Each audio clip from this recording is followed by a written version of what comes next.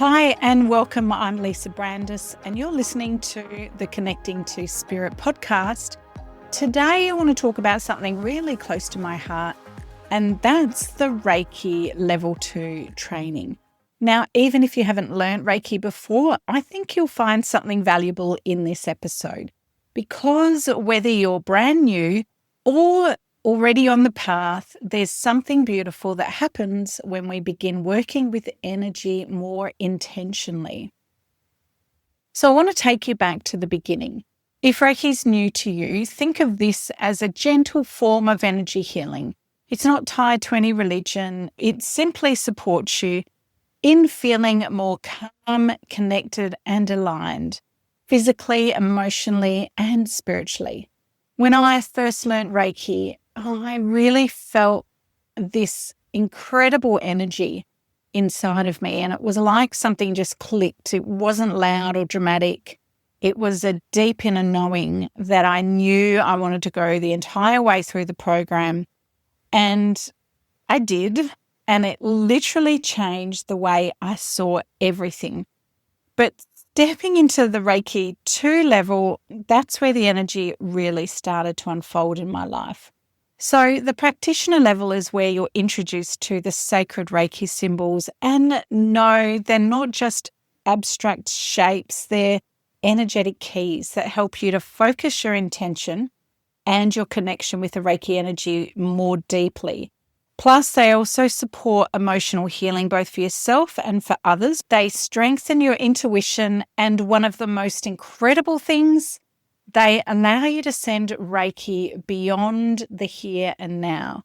Yes, you heard me right. You can send Reiki across time and space. And that can mean to a younger version of yourself who needed comfort, to a friend on the other side of the world or a family member, or to a future moment like a job interview or a life channeling event, for example.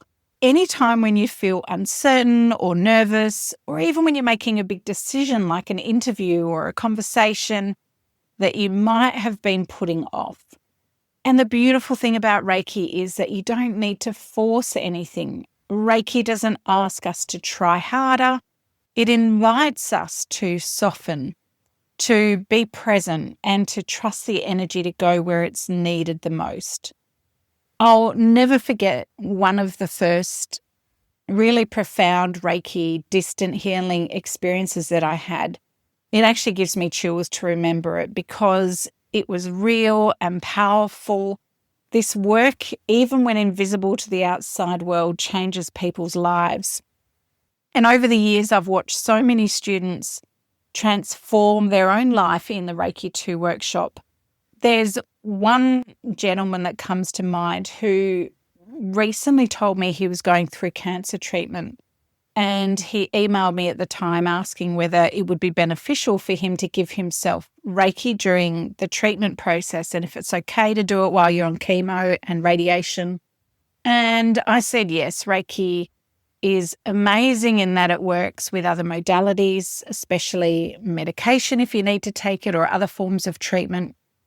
He said to me that he started doing Reiki and he found it instantly made the process of his treatment a lot easier to bear and to get through the difficulty he had as he was experiencing prostate cancer. And he sent me quite an emotional email saying that the change was so profound for him that it actually inspired him to want to be able to create a platform or a forum where he can inspire and support other men going through a similar experience that he'd been through, which just left me feeling full of all those warm, fuzzy feelings to know that Reiki impacts not only us, but also helps us go through the most difficult experiences and challenges, and even helps us want to then make a difference in other people's lives. Isn't that just such a beautiful reason on its own to learn Reiki? There was another moment I'll also never forget when I sent Reiki to a girlfriend's baby who had been diagnosed with meningitis. She was very, very ill and in hospital. Her mother was extremely worried about her, and I said I'll send a distant healing, but didn't actually tell her the time that I was going to send it. And I remember sitting down, I used my proxy and I sent Reiki to her, and it was about a few hours later that she messaged me. And she asked me what time I'd sent her the healing, and I thought it was a little odd because people don't normally check in with you. And I told her it was around the time, this was going back about probably 15 years, so I can't recall the actual time that I sent it to her. And she said, the funniest thing happened, Lisa. I was standing her daughter was in ICU at the time. And she said she was standing next to her husband and she was listening to the monitors just beeping quite rapidly. And she said, all of a sudden I had this wave of peace just kind of washed through my body. And she looked at her husband and said, can you feel that? And he's like, yeah. And the monitor changed the rhythm of the beeping. So she said it was affecting her baby's heart rhythm as well. So when it was quite fast and rapid, it had slowed down. I can't remember the exact details, but she said there was a distinct difference in how it was sounding, as well as her feeling just this sense of peace wash over her. And she did check with me later and I confirmed it was around the same time I'd sent it to her. So that was like a really profound moment of knowing that the intention was just there to send love, to send healing, and to know that they actually received it. A lot of the times when we send distant healing, the people are so busy in their life that they don't quite often notice the energy coming in unless they literally lay down and you're on the phone with them while you're sending them distant healing. So it was quite amazing to know that distant healing can be sent and really help people in their time of need. Many of my students have also told me that level 2 really awakened something deeper in them.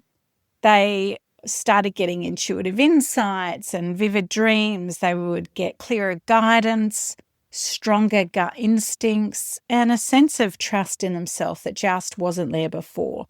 It's like Reiki helps you tune into your inner compass and gently aligns you with your purpose. Many people, around 60 to 70% who complete level 1 eventually feel called to do Reiki level 2, the practitioner level. And even if you haven't trained yet, you might already feel a quiet nudge inside saying there's something more for me here. So if you're in a quiet space, I'd love to share a little moment of connection now. So if you can, place your hand over your heart and take a deep breath in and gently release. Now I want you to bring someone to mind, somebody that you care about, and simply imagine sending them love. No pressure, just a soft intention from your heart to theirs. And that, with the energy and your intention, is Reiki. Even if this is your very first experience with it, you've just connected with the essence of it. It's love, it's presence, and it's healing energy that comes through you and through your intention from the universal life force. So it's life force energy that we conduct and we send. So if Reiki level 2 has been on your mind, maybe this was your sign. And if you're just beginning to explore Reiki, you can find more information, great resources, and of course details on my website at intuitivereiki.com.au. You'll also find my Connecting to Spirit Bootcamp, which starts soon. And there's a free quiz and a free Discover Intuitive Reiki webinar. Great places for you to get started if you're feeling curious. You don't have to be perfect or have it all figured out. You just need to be open and willing. Thank you for spending this time with me. If something in this episode resonated, please feel free to share it with someone you care about, or return to it when you need a little reminder of what is possible. And until next time, keep trusting yourself, keep listening, and remember the connection you're looking for is already within you.